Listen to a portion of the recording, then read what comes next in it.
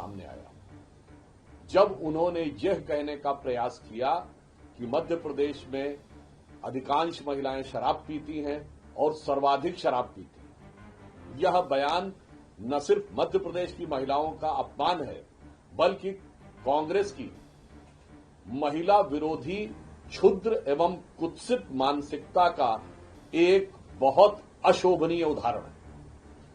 क्योंकि कांग्रेस की सोच महिलाओं के बारे में क्या है, ये तो स्वयं कांग्रेस के नेता भी जानते हैं।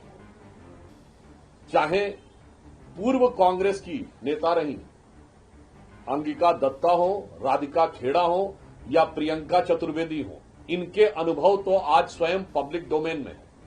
और इससे पूर्व भी कांग्रेस के अनेक नेता महिलाओं के विरुद्ध अत्यंत अशोभनीय टिप्पणियां कर चुके हैं। चाहे कांग्रेस के मध्य प्रदेश के पूर्व मुख्यमंत्री दिग्विजय सिंह जी का एक अत्यंत अशोभनीय बयान हो महिलाओं के बारे में, जिसे उद्धृत करना उचित नहीं है, चाहे श्री प्रकाश जायसवाल जी का बयान हो, चाहे अभी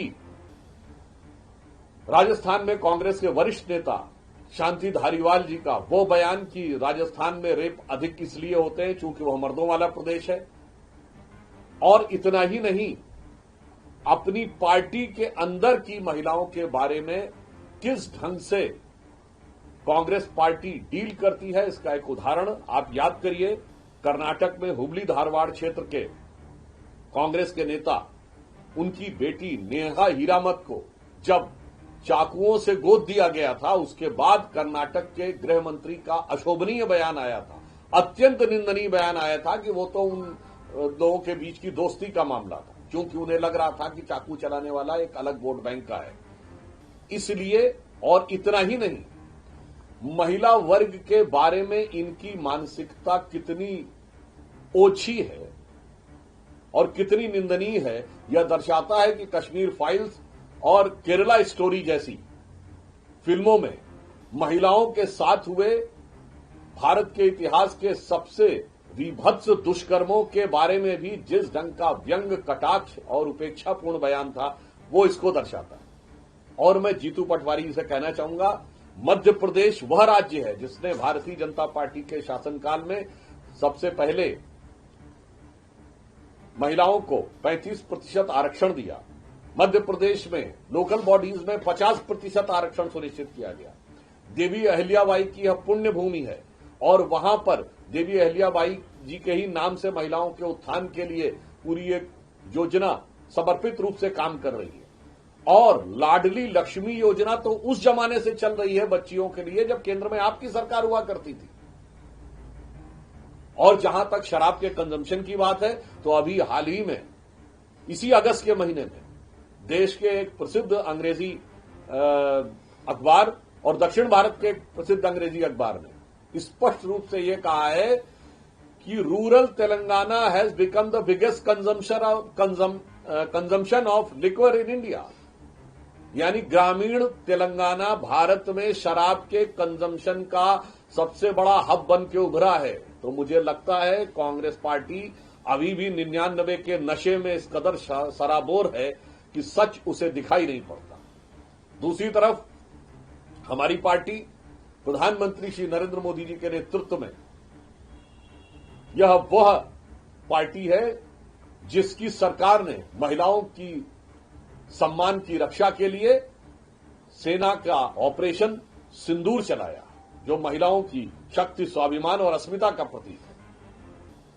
हमारे प्रधानमंत्री श्री नरेंद्र मोदी जी ने चांद के अछूते कोने दक्षिणी ध्रुव को छूने के बाद उसका नाम पॉइंट शिव शक्ति रखा। तो एक तरफ महिलाओं के बारे में भारतीय जनता पार्टी और एनडीए की सरकार जहां अत्यंत सम्मान और उत्कृष्ट भावनाएं रखती है, वहीं कांग्रेस पार्टी बहुत ही निकृष्ट और निंदनीय भावनाएं रखती है। मुझे लगता है कांग्रेस पार्टी को इस विषय के ऊपर क्षमा मांगनी चाहिए।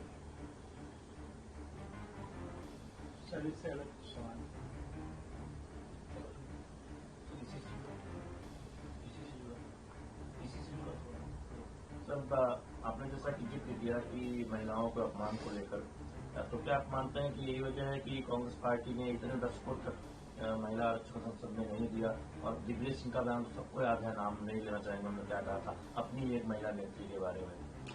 देखिए, व्यक्तिगत टिप्पणियां एक पक्ष, महिला आरक्षण विषय एक पक्ष।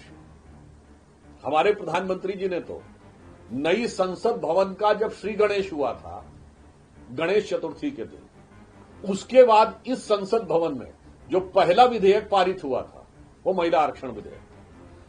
मगर कांग्रेस की मानसिकता इस मामले में बहुत निकृष्ट रही है, जो मैंने आपको बताया कि महिलाओं पे हुए घनघोर और भीषण अत्याचारों को, फिर चाहे वो लड़कों से गलती हो जाएगा समर्थन करना हो, या बंगाल में जो हो रहा है उसके बारे में समर्थन करना हो, और इतना ही नहीं, ये अपने नेताओं की बात का सम्मान नहीं करते।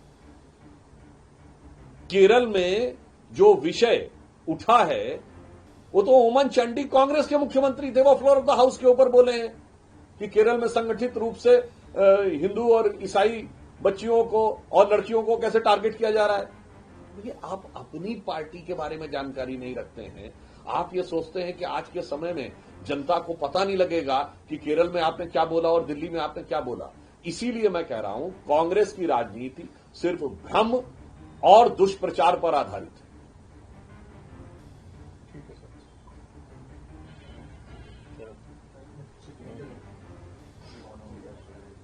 वैसे